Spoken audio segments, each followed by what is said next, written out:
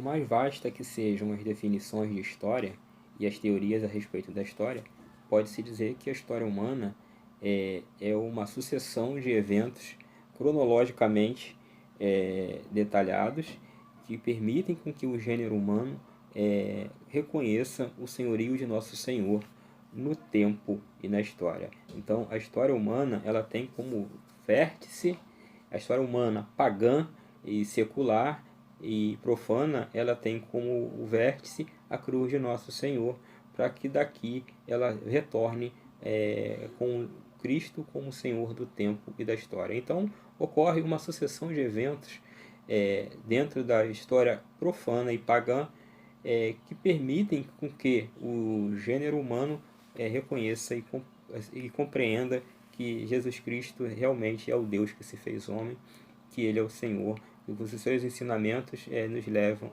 à verdade, à revelação do Pai. Então, dentro desses eventos, cronologicamente detalhados, o Cronos, essa sucessão de eventos nos leva ao momento oportuno, ou seja, o Kairos, o momento da encarnação do Verbo, que depois vai sofrer o martírio da cruz e ressuscitar por todos, por muitos. E que nos levam, no decorrer da história, após a sua vinda, após a sua paixão, morte e ressurreição, após a sua ascensão ao céu, persuade as sociedades civis a admitirem valores éticos, morais e cristãos, tendo como um fim último o aion, ou seja, o estado de eternidade, aquele momento em que todas as sociedades civis, todas as civilizações, elas vão estar diante do justo juiz para que sejam reconhecidos nele o Senhor do tempo e da história, o Alfa, o Ômega, o princípio e o fim.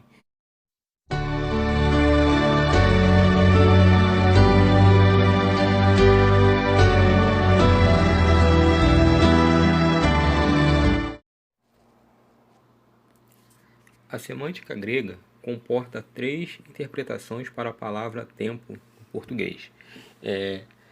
Cronos, que é relativo ao tempo físico, ao tempo cronológico.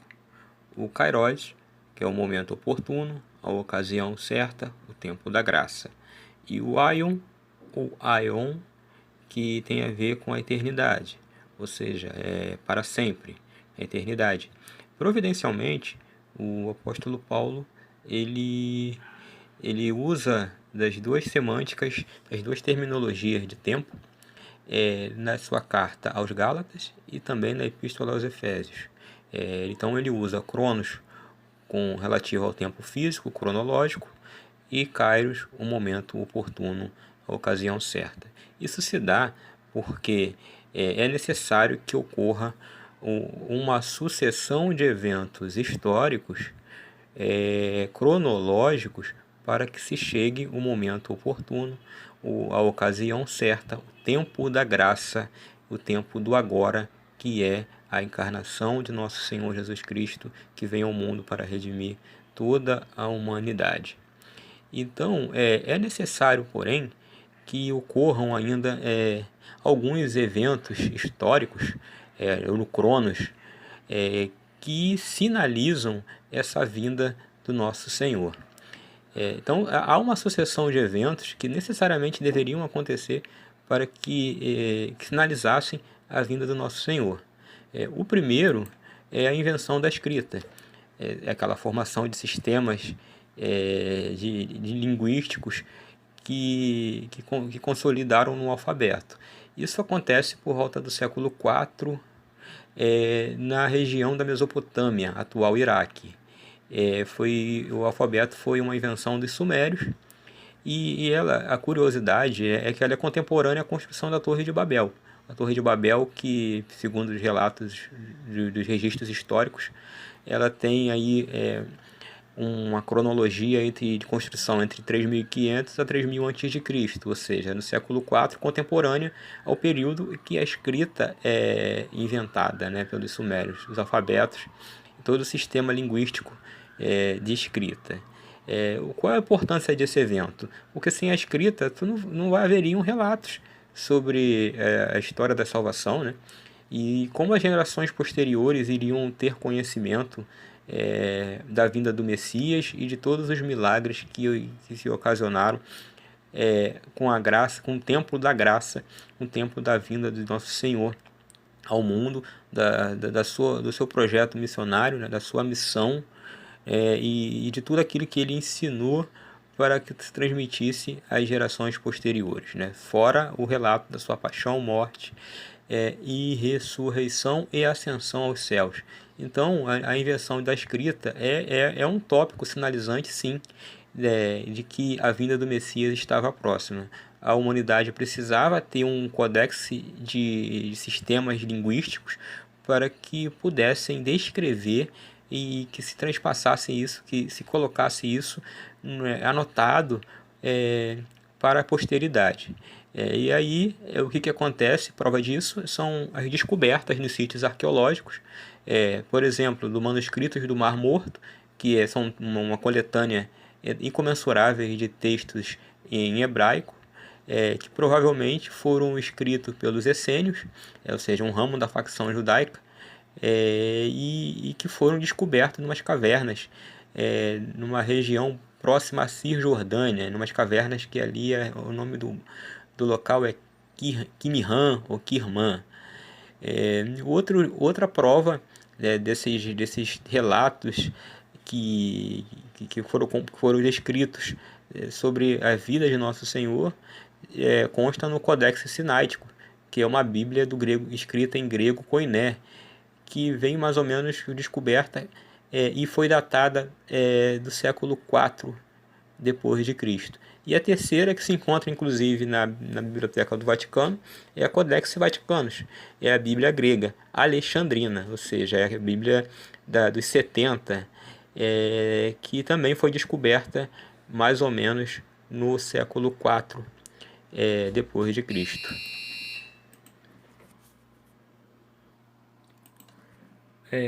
Um segundo sinal, um segundo evento histórico que sinaliza que a vinda do Messias estava perto, se tem com a consolidação da filosofia grega e o abandono dessas explicações mitológicas e da cosmogonia dos deuses da obra de Hesíodo, da teogania, né? Que eles apresentam uma concepção de mundo baseado nos mitos e nos deuses, né, do panteão grego.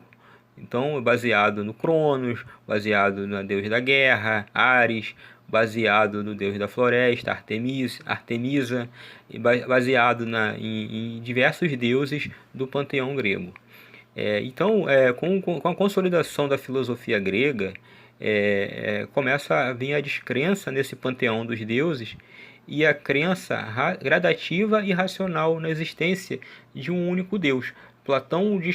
Sócrates chega a descrever Deus como causa de todas as causas.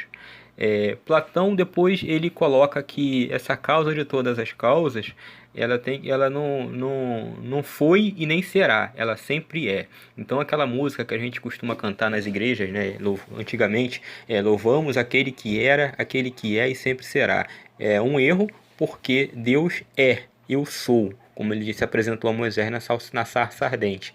E isso, gradativamente, através da razão, os filósofos foram descobrindo que só poderia existir um Deus, porque um dos atributos de Deus é a onipotência. Então, um Deus que pode tudo, ele poderia destruir um outro Deus. E aí, então, um Deus que pode tudo e um Deus onipotente de um lado e um Deus onipotente do outro, a onipotência de um ficaria restrita à onipotência do outro. Então não seriam onipotentes, logo não seriam deuses. Ou então um destruiria o outro, então não haveriam deuses. Então a conclusão que os filósofos conseguem chegar é que não podem haver mais de um Deus. Só pode haver um único Deus. Como Sócrates descreve que Deus é a causa de todas as causas, Platão vai descrever a Deus, vai colocar entre os atributos de Deus que ele é sempre onipresente, ou seja, ele sempre ele não pode Ele nunca foi e nunca será. Ele não está sujeito ao tempo. Ele é. E aí, uma das coisas, um dos relatos interessantes é que parece que é como se fosse uma inspiração divina, né? Porque o Platão, na República, ele vai discutir, ele vai colocar Sócrates discutindo com outro cidadão da Grécia, de Atenas, sobre a questão da justiça e da injustiça. E olha o que Platão descreve quando ele vai tratar do justo, né? E o que ele coloca na boca de Sócrates na retratação do justo? Abre aspas. O justo será açoitado, torturado, acorrentado, terá os olhos queimados e que, finalmente, tendo sofrido todos os males, será crucificado. Fecham aspas. Isso está na República de Platão, capítulo 2, parágrafo 2. Então a gente vê aqui que como que se fossem lampejos do Espírito, da graça de Deus, sinalizando para esses filósofos, através da razão, que existe um único Deus, que esse Deus é onipotente e que esse Deus é onipresente e que esse Deus é justo e que esse Deus vai ser torturado, acorrentado, açoitado e crucificado. Já Aristóteles ele vai colocar como prova da existência de Deus o chamado motor imóvel. É um conceito que pretende demonstrar racionalmente a existência de um único princípio supremo da natureza. É a causa de todas as causas que Sócrates denominou e que Platão, a posteriori, vai dizer que não está submetido ao tempo. Ele é. Então, Deus é a causa inicial e a causa final de todas as coisas. Então, ele é o Senhor da história, ele é o Senhor do tempo e da história, uma vez que a história ela está submetida ao tempo.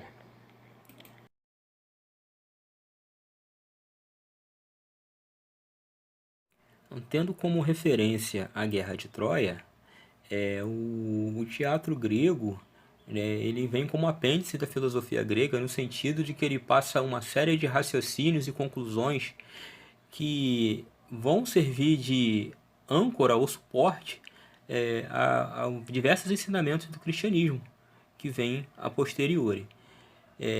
Aqui nós temos aqui nesse tabuleiro a própria a formação do que era a Guerra de Troia, né? Então aqui nós temos os soldados em Esparta, em Olimpo, depois em Atenas e diversas cidades e estados da Grécia contra a cidade troiana. E isso acontece por conta de um episódio. O episódio em que, deixando-se levar por seus instintos, o príncipe Paris assedia a princesa Helena de Esparta e a rapta, ou ela mesma vai por sua conta, por sua própria vontade e decide fugir o príncipe Paris para a cidade de Troia e consequentemente desencadeia uma guerra fratricida entre as cidades e estados da Grécia, onde todas elas se unem contra Troia e acabam levando a cidade troiana à destruição. Então, a conclusão que se dá disso é que os vícios e as paixões desordenadas, elas vão levar e desencadear a destruição da polis. Isso, de fato, aconteceu com o episódio da Guerra de Troia, onde todas as tropas, toda a Grécia se uniu contra os troianos e acabaram dizimando aquela cidade da face da terra, né? E um segundo exemplo ainda, partindo aqui dessa mesma formação militar, dessa mesma guerra de Troia, no caso seria o proporcionalmente inverso, né? Que seria o episódio, a história de Penélope com o Odisseu, que é retratado na Odisseia de Homero, né? Onde Penélope é assediada por diversos príncipes, né? Porque ela aguarda o retorno do seu marido, Odisseu, que vem da guerra de Troia. No entanto, ele demora anos, anos e anos a chegar e todo mundo fica persuadido e convencido de que ele já morreu. E aí aparece uma centena de príncipes e de pretendentes tentando desposar Penélope, com a alegação de que Odisseu já estava morto e que ela estava esperando em vão. Mas ela não sentia no seu íntimo e no seu coração de que ele ainda estava vivo. E aí ela criou uma série de estratagemas para poder enrolar esses pretendentes até que o Odisseu chegasse e expulsassem a todos do reino.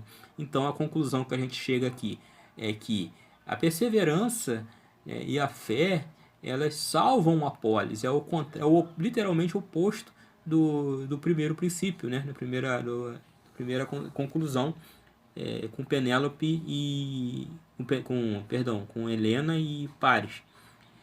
E no terceiro caso, também aqui no contexto da Guerra de Troia, já é um contexto mais espiritual e religioso, porque é uma situação em que Agamenon ele vai atingir ele vai atingir a deusa Artemisa, ele vai sacrificar um animal preferido dela e ela vai exigir um ato de reparação que se esteja à altura da gravidade do delito que Agamenon comete. E qual seria ato de esse ato de reparação tão grande, né, que repararia a ofensa cometida?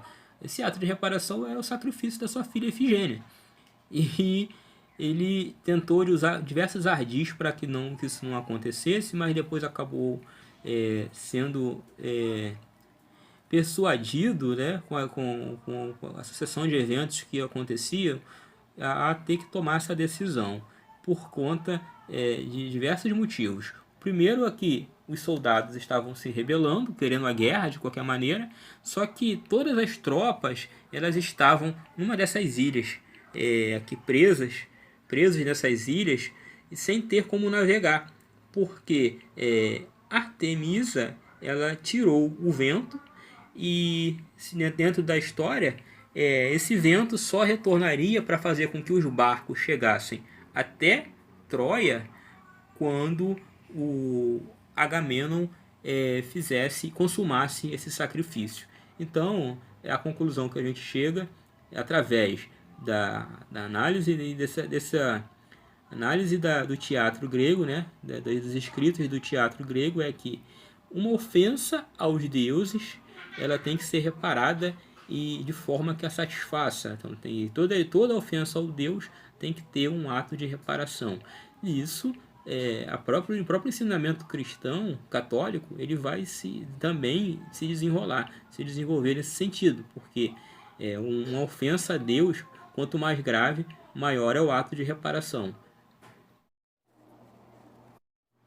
E dentro dessa cronologia e dessa sucessão de eventos históricos que nos fazem chegar ao momento oportuno, ao Kairos, que é o nascimento de nosso Senhor Jesus Cristo e o seu processo de redenção do gênero humano, a gente encontra aí a ascensão do Império Romano.